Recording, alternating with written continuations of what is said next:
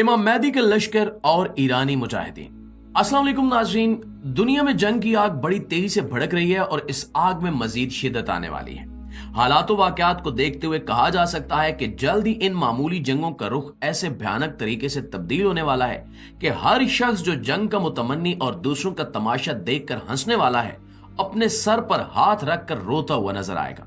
इसकी वजह यह है कि एक जंग महज एक मुल्क को ही मुतासिर नहीं करती, बल्कि इसका डायरेक्ट या इनडायरेक्ट असर तकरीबन पूरी दुनिया पर पड़ता है।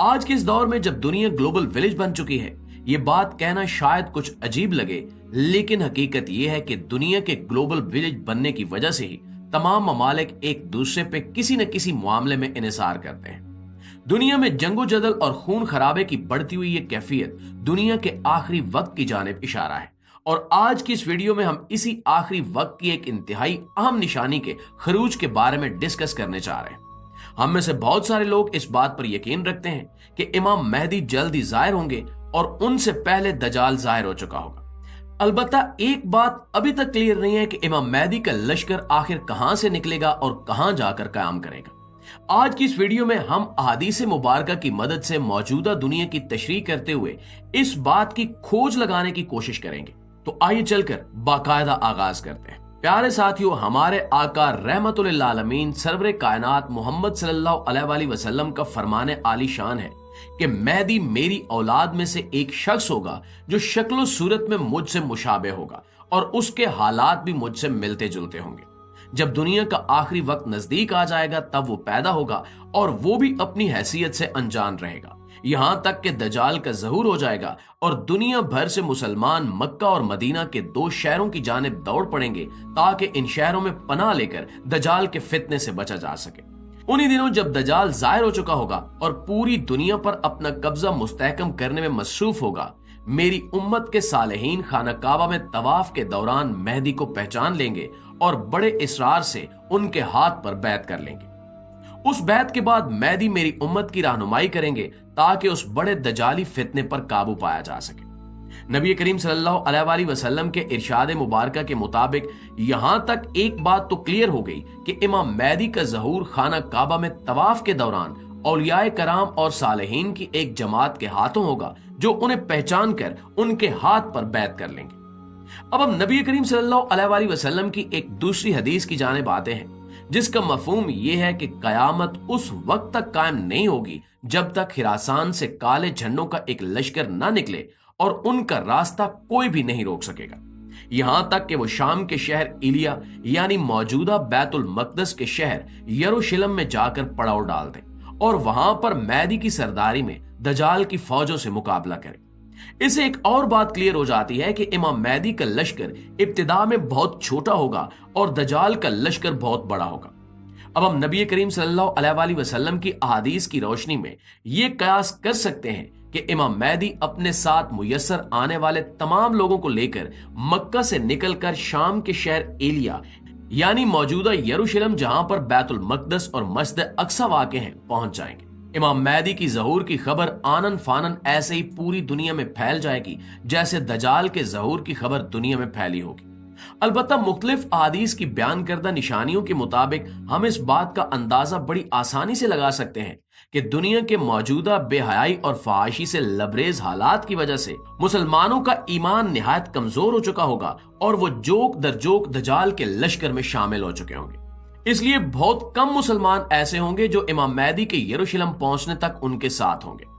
इमाम मेहदी के ज़हूर की खबर सुनकर खिरासान से काले झंडों पर मुश्तमिल लश्कर निकलेगा जो इनकी मदद करने के लिए एलिया जाएगा, जिसका मौजूदा नाम यरूशलेम है। इस बारे में किसी भी हदीस में सिराहत नहीं मिलती कि काले झंडों पर मुश्तमिल ये लश्कर किन लोगों पर मुश्तमिल होगा और ये कौन सी कौम होगी। अगर हम दुनियावी हालात का ही जायजा लें तो इस वक्त मशरिक़ वुस्ता और अरब खित्ते में कम से कम 2 दर्जन तंजीमें ऐसी हैं जिनके झंडों का रंग काला है।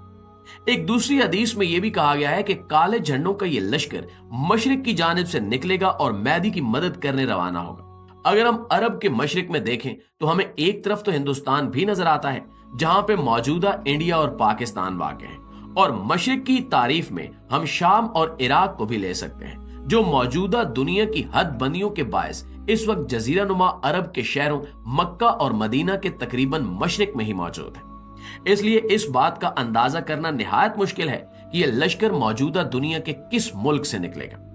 अगर हम पहली बयान करदा हदीस के मुताबिक खिरासान की बात करें तो उस जमाने का खिरासान एक निहायत वसीओ अरीज इलाका था, जिसमें मौजूदा ईरान, पाकिस्तान और अफगानिस्तान का एक बड़ा हिस्सा शामिल होता है।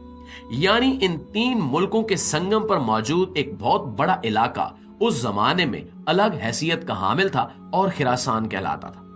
अगर इसी लाइन पे सोचा जाए तो यह अंदाजा लगाया जा सकता है कि यह लश्कर किसी न किसी तरह अफगानिस्तान, ईरान और पाकिस्तान के उन लोगों पर मुश्तमिल होगा जो यहां किसी न किसी सूरत बरसरे पीकार हैं या अभी तक तारीकी में ही हैं और किसी भी हुकूमत के खिलाफ खुलकर सामने नहीं आए। अहादीस में मौजूद मुख्तलिफ आसार कराइन से यह बात भी वाज़ेह हो जाती है कि इस बात के इम्कानात ज्यादा हैं कि यह लश्कर उसी इलाके से निकलेगा। मौजूदा दुनिया के हालात देखते हुए इस बात को यकीन से कहा जा सकता है कि यह लश्कर ईरान और पाकिस्तान के मुल्हिका इलाकों से ही रवाना होगा और नबी करीम सल्लल्लाहु अलैहि वसल्लम की पेशगोई के मुताबिक इस लश्कर का रास्ता दुनिया की कोई ताकत नहीं रोक सकेगी। नाज़रीन, अब अगर हम दूसरी जानिब देखें और मौजूदा दुनिया की नई हदबंदियों और सरहदों की जानिब नजर दौड़ाएं तो हमें शाम और इराक भी इस हवाले से मौजू नजर आते हैं।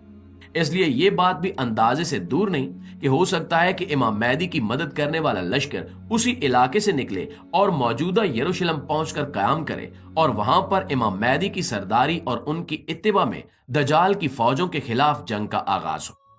नाज़रीन गिरामी, अब अगर हम इस बात पर गौर करें कि आखिर काले झंडे वाले ये अफराद और ये लश्कर कौन सा होगा, तो इसकी भी दो मुमकिन तौजीहात बयान की जा सकती हैं। अव्वल तो अगर हम इसी बात पर क्यास करें कि ये इन्हीं तंजीमों में से कोई लश्कर होगा और ये अरब और मशरिक वुस्ता के इलाकों में तागूती ताकतों के खिलाफ सरगर्म है, तो फिर इस बात की भी दो मुमकिन सूरतें हो सकती हैं। पहली सूरत तो ये हो सकती है कि ये तमाम तंजीमें जिनके झंडों का रंग स्याह है वो मुत्तफिका तौर पर अपनी अपनी तंजीमों को यकजा कर लें और एक बड़ी तंजीम बनाकर एक बड़े लश्कर की शक्ल में इमाम मेहदी की खिदमत में रवाना हो जाए। इसके अलावा दूसरी मुमकिन सूरत ये भी हो सकती है कि जिस लश्कर की बाबत हदीस में इशारा किया गया है वो लश्कर अभी किसी तंजीम की शक्ल में दुनिया में मौजूद ही ना हो और उसके अफराद खुफिया तौर पर एक दूसरे से राब्ते में हो और इमाम मेहदी के ज़हूर के मुंतज़िर हो।